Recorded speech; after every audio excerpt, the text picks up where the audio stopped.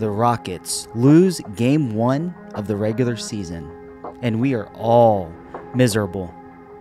Let's talk about it.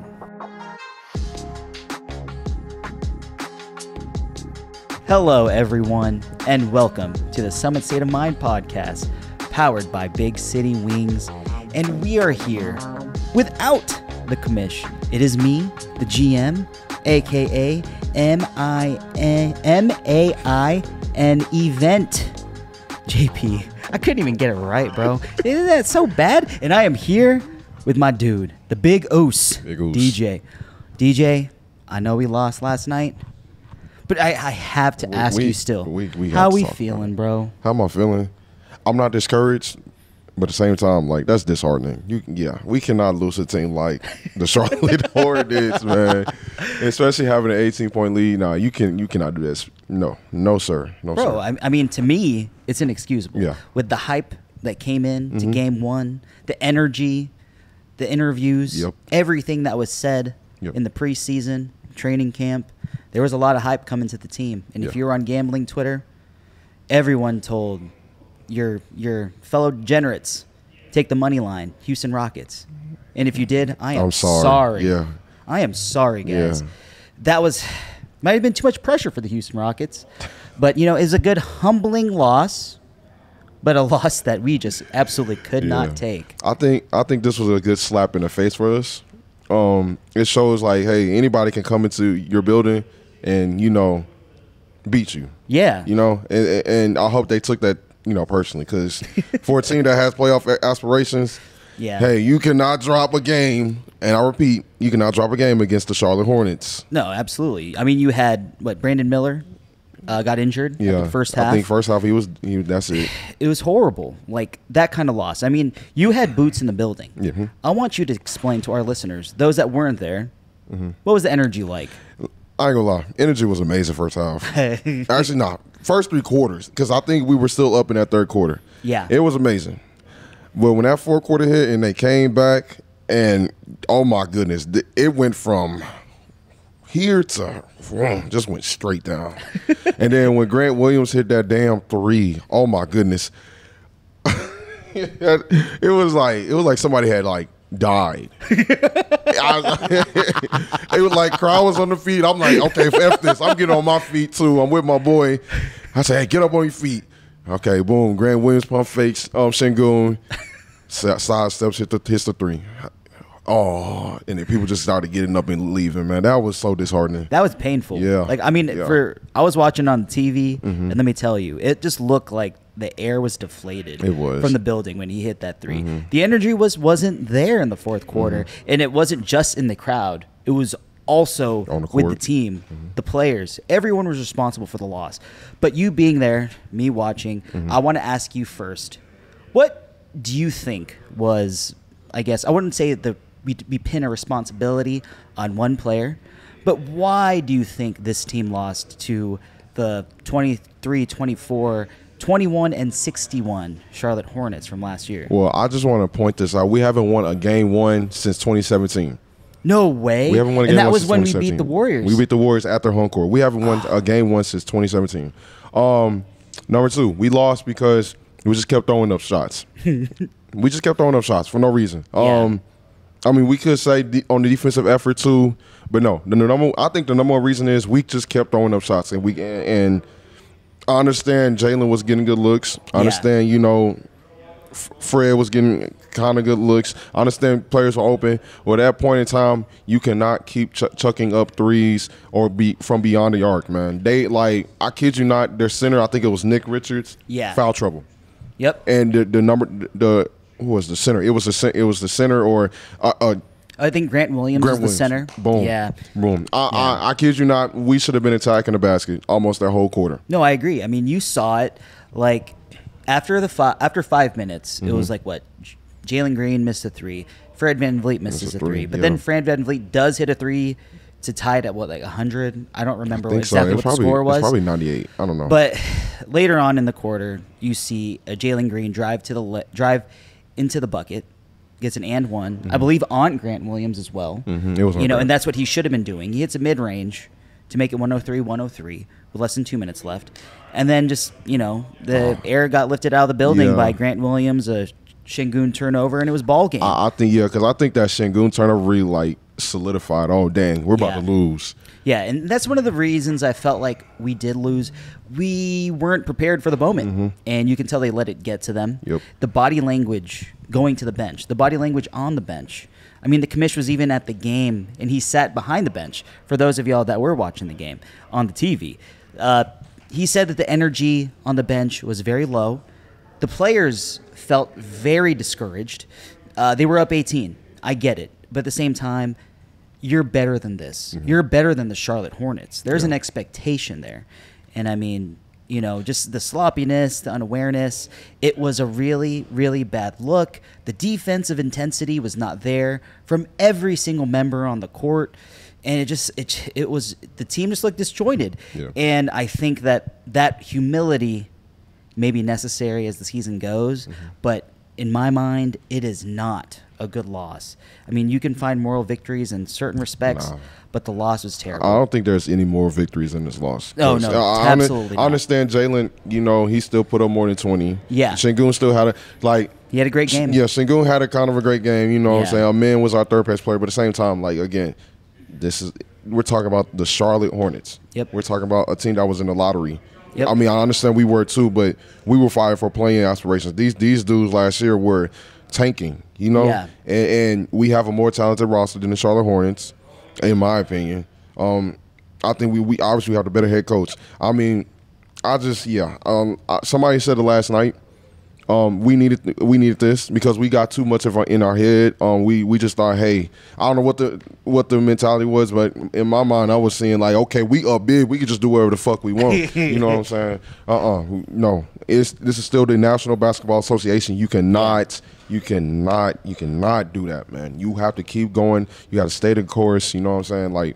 I don't know. It was. You can't take these games for granted. I don't want to say this, but it looked like we went back to Coach Silas ball. We went back to Silas ball. Everybody gets a turn. Hey, you want a three? I'm going to just take, you want a three, boom. It was very sloppy on that end. But as you did say, and what I brought up, little victories, quote unquote, despite the L, were there any positives that you saw in the game last night from anybody in terms of play? Not really. Again, this is a bad loss. I mean, it was a horrible loss. It could be fixed. Don't get me wrong. I'm not about to see you saying, the season's over. It's over. No, we're going 0-82 or we're going to be back. No, I still think we can win 50 games. It's just this has to get fixed. Absolutely. This has to get fixed, man. Yeah, I mean, what I saw in the game last night, I did like the shots that Jalen was taking. He took open shots. He took what the defense gave him. But I agree. He should have attacked the bucket a bit more. He was, 4 of 8 from inside the arc. Yeah. I mean, the guy looked really good when he was getting in there, getting to the basket. He was attacking to get to the free throw line. He only took, 5 attempts last night, but he looked really good. And Al P, man, the man was a beast on the boards. He had 11 rebounds. Yeah, he had 11 the first quarter. Yeah, 11 at the end of the first. He was pulling his best Angel Reese impression. That's crazy. I couldn't help myself. Yeah, shout out to Angel Reese. She got a Reebok. I think a Reebok. Yeah, it's Reebok. Sponsorship. Good for her. Man. I will say this. One positive that I did see. He did not hesitate on pulling threes. Yes, and I liked that. Yeah, I've loved that. I love that. He saw it was open. He looked confident taking them. I'll say that. And then, another one. I'm sorry. Amin taking the corner three, those corner threes or the 2 threes he took. Yeah, they were great shots. Great shots. He only made one of them. But I like the fact that he didn't hesitate. Once you kind of hit those, you build that confidence for both the men and Al P. Yeah. Şengün, he was open. He'd just take the shot, and he would leave his hand up there. Let his hand guide, and he's like, oof, let's see this shit go in. And it did. Man. I was like, if Al P can shoot with that kind of confidence and make around 37 to 38% of those on 6-7 attempts a game, because he'll get them. I guarantee you that. This team will. This team gonna win many games, man. And he'll put up all-star numbers. I guarantee that. So it was tough, man. It was very, very, very tough. But we have to move forward, and as a team, they got to move forward quick. Because come Friday, we got the Memphis Grizzlies. The Memphis boys, and I ain't gonna lie.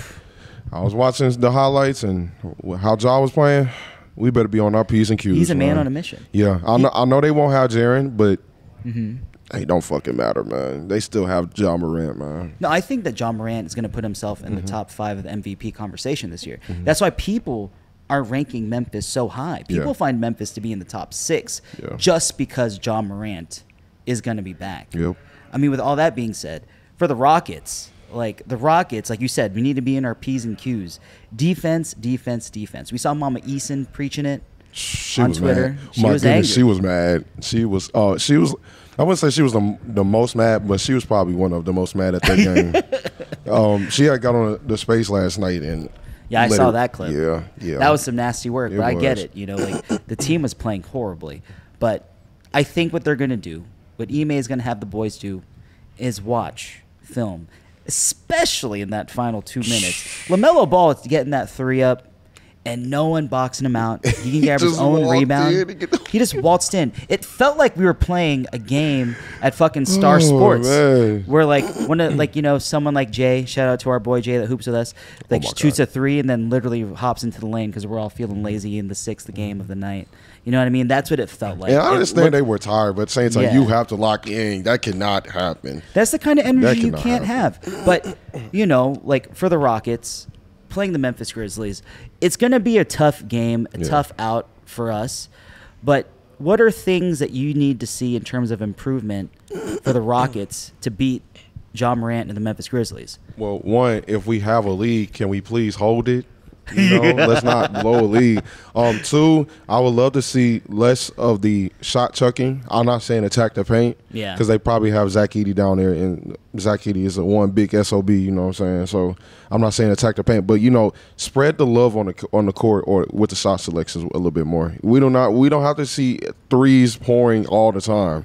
If you're open for the 3, take it, but we don't need to see it all the time. Number 3, I would love to see.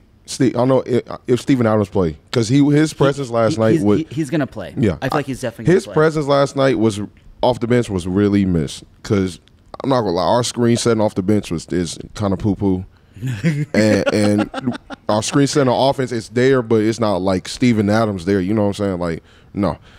But yeah, I would love to see Steven Adams get more or get involved, and I just want to see the offense be more versatile. Because it kind of gets like NBA teams are now picking up on, okay, we're just gonna spam a Fred and Şengün PNR, and either Fred is gonna hand it off to Şengün and Şengün makes a play, or Fred takes a 3, or give the ball to Şengün in the post and let him go to work. We can't do that all the time. I need to see more versatility in this offense. I'm looking at Ime. Love Ime, but. Hey, you and the coach style, I need you to come up with more offense, versatility, because Jalen still looked good despite the shot chucking. He still looked good last night. He was doing his thing on defense and his thing on offense. Jabari and Dylan need to pick up the slack too. Yep. And Fred is going to be Fred. He's going to take his shots, but at the same time, he's the facilitator of the starting lineup. Mm-hmm. Like I said, I need to see more. I just need to see more versatility. I need to see more than just Şengün PNRs. No, I agree. Come on, I completely agree. I mean, for me, I think what the team's going to have to do, they got a starting center that's a rookie. His name is Zach Edey.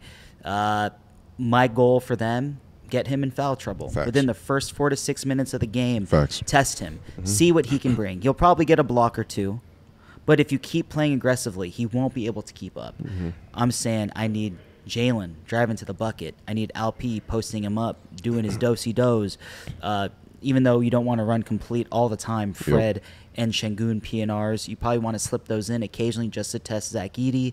There's not going to be a Triple J. You said he's out. Oh yeah, I think he should be out, because I think he says he's out for the first 4. I don't know, but he's going to be out. If, like you said, he's out, then now's your opportunity to really shine.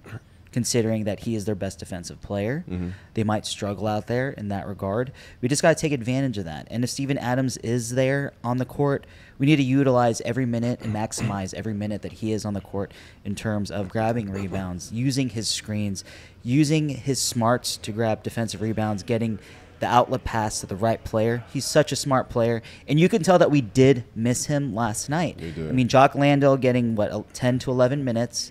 He played decently, but he wasn't the greatest. He could have played better. He hit a 3. Yeah, he and did. It felt like everything was going right in the world. I was like, okay, we about to tear these boys up. I'm telling you, that energy, when a boy like that hits a 3, it's like, holy shit, we're on, But Steven Adams would absolutely make a difference.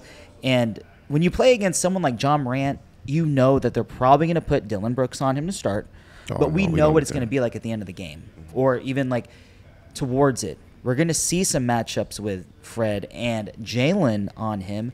Jalen was our best perimeter defender last night.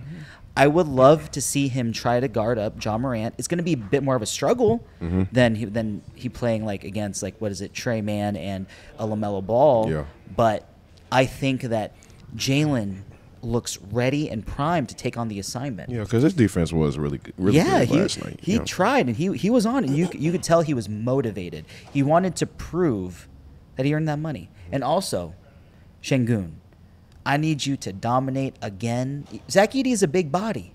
Man, he is considered a favorite for Rookie of the Year, bro. Man, he put 45 on the dude in San Antonio. I'm not trying to hear big body. Nah, we know what Şengün can do. Yeah, we've seen it. And last night, he definitely played a part in that. Grant Williams is a big boy, so my man did struggle a little bit. I mean, granted, Alp did lose weight. He looked a bit better. He had better stamina in the sense, but we're going to need a lot more out of Alp against Edey as well. And we just need a better performance out of the rest of our starting lineup. 7 for 30 from Dylan, Fred, and Jabari ain't going to cut it. Unacceptable. I need a lot more contribution from those guys. And you know what? One more thing. I want to see a more aggressive Reed Shepherd. Yeah, I do too. I don't know what it looked like, on TV, but in the stadium, like he had space to pull. And I understand he was hesitant, but at the same time, like he was a rookie. I feel like he didn't want to step on toes. Yeah, nah. If I'm telling, hey, if there's space, we know you're a sniper. If there's space, pull it. Don't pull it all the time, but there's space, dude. Pull it. I wouldn't care. You're a rookie. You're going to learn from your mistakes. You're going to get better, and when you get better, you're going to understand more. Like, okay, this time I can pull it from here, or just certain times where you can pull it. But right now, but the arena was so pumped for him to shoot that 3. Oh yeah. Because it was one possession. For it. Yeah, they were asking for it. It was one possession. We thought he was going to pull it. And audibly, I heard people were yelling out, "Shoot!" when he'd have the ball. Yeah, I think the crowd at one point was like, "Reed." I was like, oh, okay, I like that. I love that, man. I love the energy for the young man. I'm gonna say this though: if Steven Adams does play, I will guarantee you we're probably going to get 3 or 4 wide open Reed Shepherd threes with him with the ball. Yeah, because just out of the space that he's going to get from Steven Adams. You can't really do nothing with a Jock Landale screen. Hell no. Hell no, man. You ain't getting shit out of Jock Landale. I'm sorry, brother. All we're going to get out of you is a cool haircut and probably some Vegemite, brother. Some vibes, man. Just there for the vibes, man. We already got a vibes guy. His name is Jeff Green. Oh, yeah. That's true. We don't need Jock. Man, we got the good vibes, the positive vibes. You already got another Australian, Jack McVay. Jock Landale probably sitting somewhere like, what did I do? He's like, man, my man's catching strays. Catching don't even hella strays, man. That is crazy. But you know what, DJ? Before we head out here, I'm going to say this, or I'm going to ask this. We got to play Memphis tomorrow. Yep. Do we have a score prediction? And I want you to predict the stat line for Alp and Jalen, our new extendees, and we'll go from there. All right. So, do we win tomorrow? Speak your truth. Yes, we win tomorrow. Oof. We win tomorrow. Man. It's going to be close. It's going to be close. Trust. You know what I'm saying? It's going to be close. It's going to be close. Do not panic, y'all. It's going to be close. Memphis is still a good team. But Memphis had a close game, what was it, with Utah, I think, last night. So they're beatable. They are beatable. It's just Memphis pulled out the win.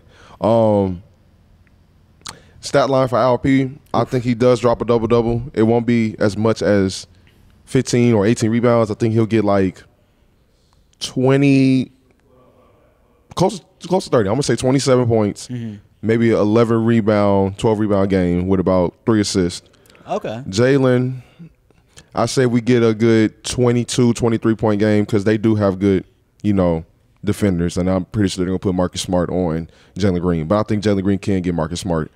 I'm going to say 23 points from Jalen with about 2 rebounds and about 5 assists. Ooh, I like that. I like that. And, we do win. Close game. And it'll be a good momentum win going to the back-to-back in San Antonio. Ooh. So, what was your final score? The final score would be 113, 107. Ooh. Rockets win. I like that. I like that. Okay. You know what? I'm going to hop on that positivity, DJ. And I'm going to say, yes, we do get the dub as well. Yep. My final score will be 114, 111. Okay. We might get a buzzer beater. I don't know, but it's going to be very close. Very, very close. It's going to be another nail biter, just like we just had. Yep. Alp, I think Alp is going to have about 25 points and 11 rebounds. Ooh, okay. He'll have probably like 4 assists, maybe 5 assists.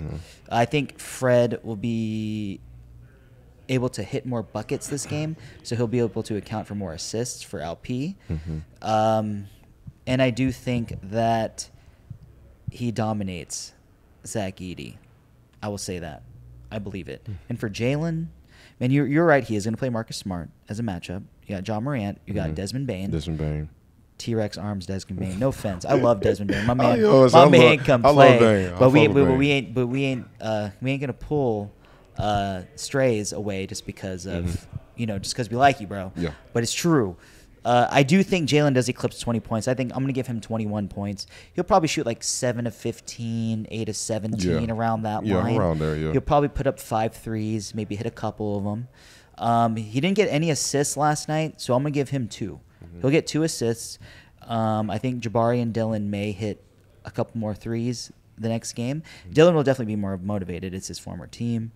I forgot about that. Yeah, man. Yeah. And I think that we pull out the dub. Respectfully, the defense will be a lot better. We're going to see an angrier Ime, an angrier team overall, and hopefully Steven Adams is able to punk some of these other boys over in Memphis, Yeah, it's a revenge game for Steven Adams, too. You already know. Yeah. But DJ, man, it was a pleasure. The commish was not here. He's actually behind the camera. He's producing today's episode. He'll be here. He'll be gone very soon. Going away. The commish is here. He's handling one duty today as opposed to the other. So fortunately for you guys that do enjoy me and DJ, sweet, we're excited you came. For those of y'all that missed the commish, he'll be back. He'll be all right. I'm not going to apologize for it. This is a great episode. He will be back. You guys will be all right. He will be back. Trust, he will be back. You already know, man. But anyways, shout out to Big City Wings for taking care of us over here at Apollo. But DJ, before we go on home here, give the people your socials, where to find you. Always on Twitter or X. I'm going to call it that. I'm going to call it Twitter. Always on Twitter. Hustletown Season. SZN at the end. Hey, just follow your boy. I'll be raging. I'll be anything. I'll talk about anything on that Twitter. You need the energy on Twitter. DJ's got you. Yeah. That is the dude right there. I'm telling you guys. But everyone, make sure to follow me on socials at JP_Mir Bueno. Make sure to follow our podcast on Twitter at Summit State of Mind. At Summit SOMPOD. On Instagram at Summit State of Mind _POD. And make sure to follow our boys, our family, over at Apollo NBA and at Apollo HOU.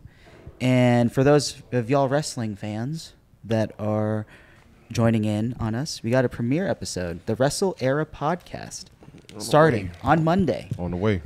With a very special guest at Zilla Fatu. Fatu. Hello. Yeet. Yeet. No. You already know, man. But all right, DJ. We just gotta close it out. We gotta close it out our own way. May the Rockets just please get a W Friday, please. It's been a shitty week for Houston sports right now. You already know. Texas get, you know what? No, we want to talk about Texas. You know what? Let's just close it out. You already know. Let's close it out. Go H-Town. Go Apollo. Go Rockets. Watch yourself some basketball, guys. Say the word.